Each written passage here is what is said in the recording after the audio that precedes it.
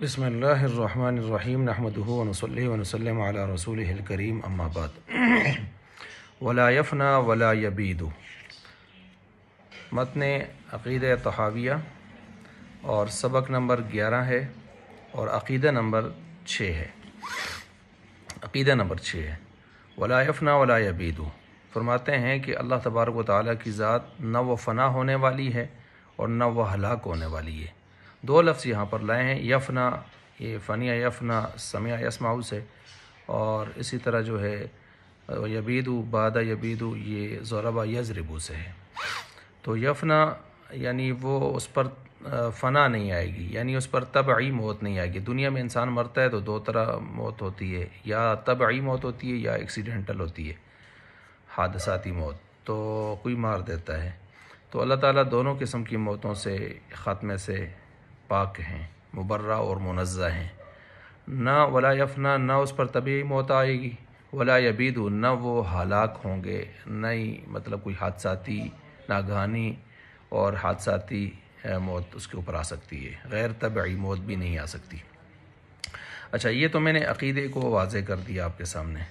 اس سے یہ پتہ چلا کہ اللہ تبارک و تعالیٰ کی ذات ابدی سرمدی ذات ہے، وہ ہمیشہ رہے گی، ہمیشہ سے ہے ازلی، اور ہمیشہ رہے گی، ابدی سرمدی ذات ہے۔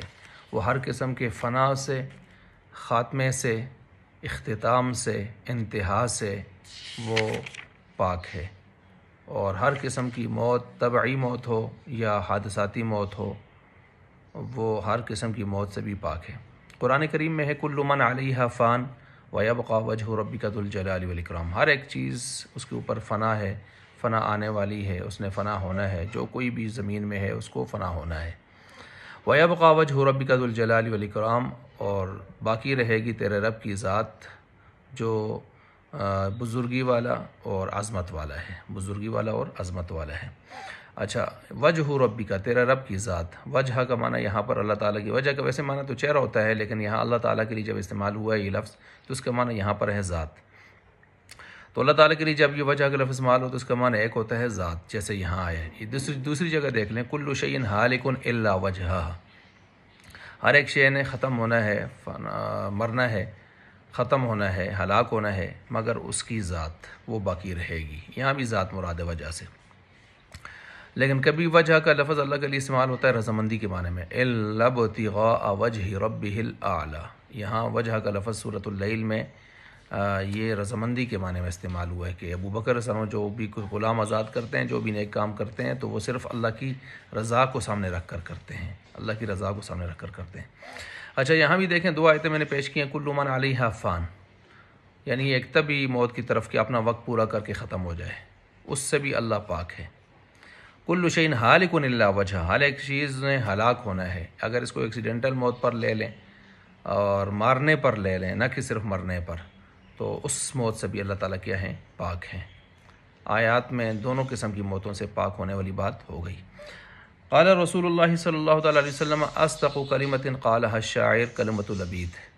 آپ علیہ السلام ویسے وما علمناه الشعر وما ينبغي له، آپ علیہ السلام کے ساتھ شاعری مناسب نہیں تھی اور نہ ہی آپ کو اللہ تعالیٰ نے شاعر بنایا، اور وہ الگ بات ہے کہ آپ علیہ السلام کے بہت سارے ایسے کلمات جو اشعار کے طور پر ہمیں ملتے ہیں، لیکن باقاعدہ پروفیشنل شاعر یا شاعری کے طور پر یہ نبی سے یہ چیز مناسب ہی نہیں ہے، کیونکہ وہ قرآن کریم میں شعراء کی مذمت بھی کی گئی ہے، وَالشُّعَرَاءُ يَتَّبِعُهُمُ الْغَاوُونَ۔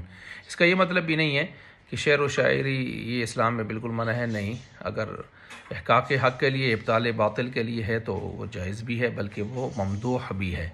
حسان بن ثابت رضی اللہ عنہ کے لیے آپ علیہ السلام خود ممبر سے جاتے تھے اور ان کو حکم دیتے تھے کہ وہ جو کفار شعراء ہیں ان کی طرف سے مذمتیں بیان ہوئی ہیں، آپ ان کو جواب دیں۔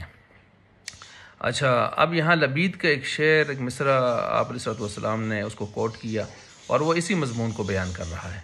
عَلَى كُلُّ شَيْءٍ مَا خَلَا اللَّهُ بَاطِلُ وَكُلُّ نَعِيمٍ لَا مَحَالَةَ زَائِلُ، کہ ہر ایک خبردار، ہر ایک چیز ہے سوائے اللہ کے وہ باطل ہے، یعنی اس کے ختم ہو کر رہنا ہے، اور ہر ایک نعمت لازمی طور پر لا محالہ اس نے زائل ہو کر رہنا ہے، ہمیشہ سدا بہار کسی چیز نے نہیں رہنا۔ تو اس شعر کو آپ علیہ السلام نے پسند فرمایا، کیونکہ یہ قرآن کی آیات کی کیا تھا؟ تشریح و تعبیر اور توضیح تھا، تو آپ علیہ السلام نے اس کو بیان فرما دیا۔ تو بہرحال عقیدے میں یہی بیان ہو گیا کہ اللہ پر نہ طبعی موت آ سکتی ہے، نہ ایکسیڈنٹل موت، غیر طبعی موت آ سکتی ہے۔ اللہ ہر قسم کی موت سے، خاتمے سے، زوال سے، اختتام سے، انتہا سے اللہ تعالیٰ پاک ہے۔